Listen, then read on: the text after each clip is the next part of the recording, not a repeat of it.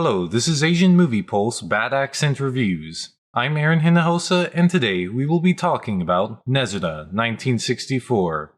The biggest names in kaiju cinema are undoubtedly Godzilla and Gamera. But instead of a spinning turtle, could it have been a horde of giant rats? Today's subject dives into what almost was. Directed by Hiroto Yokokawa and produced by his company 3Y Film, the crowd-funded Nezura 1964 examines the making of a cancelled tokusatsu movie. For clarity, the names of people have been altered for their portrayal in this production. Any other legally distinct references to companies and such I will translate to their true moniker. The story takes place in 1963. The success of the Godzilla series has earned Toho bank at the box office. Their competitor Daiei wants a piece of the action.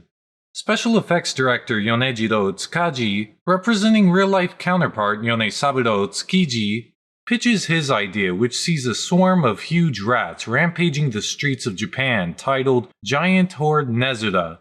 The heads of the studio are intrigued, but request a proof of concept reel before laying down funding. However, shooting is not easy as unforeseen complications trouble Tsukaji's production. The image predominantly presents in black and white. While it is true to film of the time, the lighting unfortunately renders several background features indistinguishable in a white void. But like many monster movies, the standout visuals are the special effects. The detailed miniatures look great, a worthy homage to classic tokusatsu. Not to mention the cute factor that is seeing the mice scurry and sniff around the tiny city. Beyond that, showing the rodent rampage is important as the real test footage is lost media. Thus, this reenactment is like filling a gap in cinema history. Not all is lost though. In fact, scenes feature references to what few publicity photos remain. Attention to detail such as this elevates the accuracy of the content. Moving from video to audio, the music highlights the comedy of such a production. Its tongue-in-cheek vocal tracks never fail to get a laugh. In addition, the opening songs mimic that of Showa-era kaiju movies both amusingly and faithfully. Tonally, Yokokawa takes a lightly comedic yet empathetic look into this ill-fated project. The cast is suitable for the smaller budget but energetic enough to sell the humor. Regarding the story, its scenario captures the attention of its core demographic. As a tokusatsu fan, whether it's low or high quality production values, understanding the effort that goes into the costumes and sets expands the entertainment. Thus, producing a movie about the making of practical effects retains much of the same appeal as the genre it covers. Structurally, the story is partially told through the lens of an on-set videographer. As a negative, the character impacts the narrative little.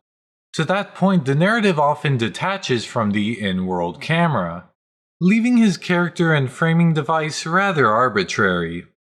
Back to the positives, the movie's brevity makes for a comfortable watch.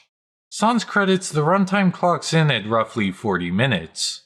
An allotment within which the work concisely tells the making of Nezura. Character, though, is rather scarce.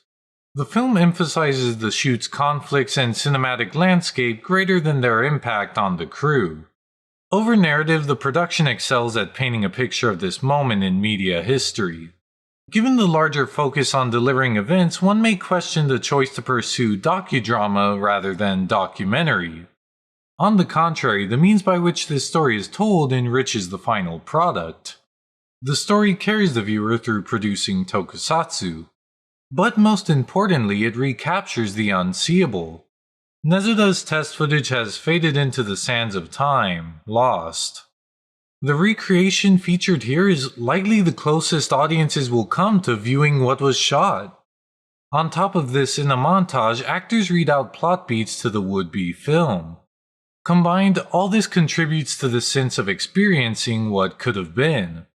In spite of the doomed fate of the original work, Nezura 1964 presents an optimistic outlook. Without Nezura's cancellation, perhaps the crew at Daiei would have never made Gamera. The story teaches to accept failure as an inevitable step in achieving success. 3Y Film's feature is an entertaining look into a niche topic.